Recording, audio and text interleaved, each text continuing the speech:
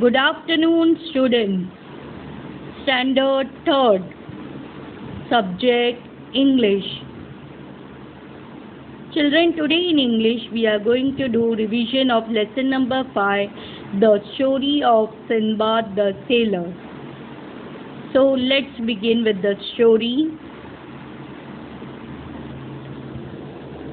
The 7 stories of Sinbad the Sailor are descriptions of his journeys. They are all similar but still different.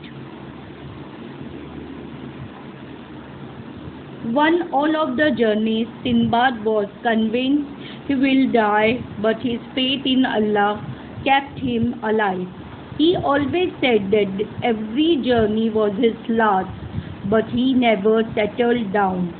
He wanted to travel and see the world. So let's begin with the story. The first voyage, Sinbad set sail with a company of merchants on a big ship. From time to time they stopped at various ports. There they sold their merchandise and bought new things to trade.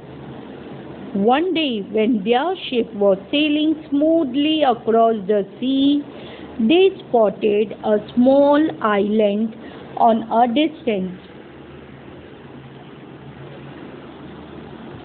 They had not seen land for many days and felt both surprised and happy to see the island.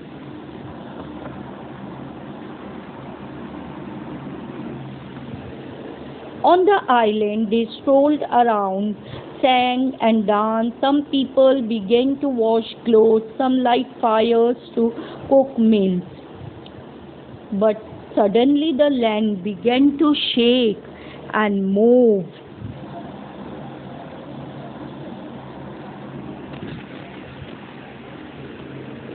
People began to scream. They left their pots and pans, their clothes, both washed and unwashed, and rushed back to the ship. The captain ordered his men to set sail immediately in order to move away from the monster. The sea monster plunged deep into the sea.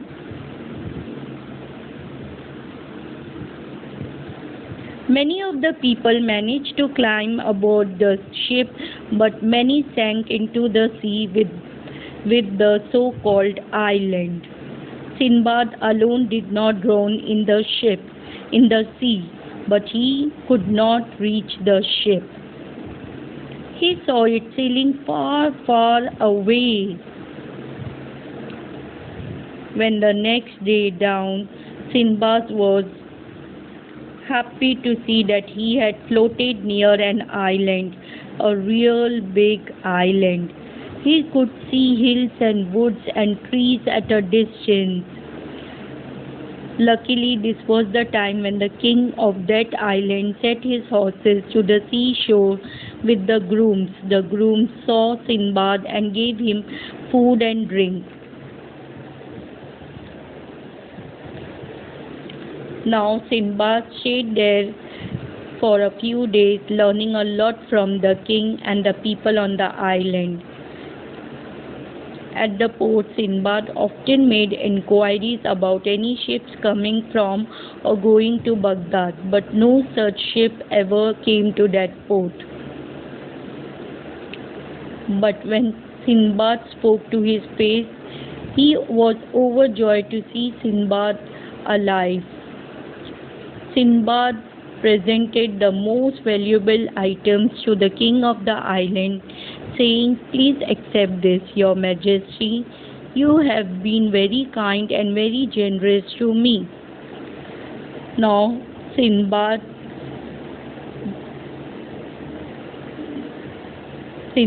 saw that his ship is returned, and he got his things, and from his thing he gave the most valuable gift to the king, and saying this he said goodbye to the king and the island, and again he went for another journey. Thank you, children.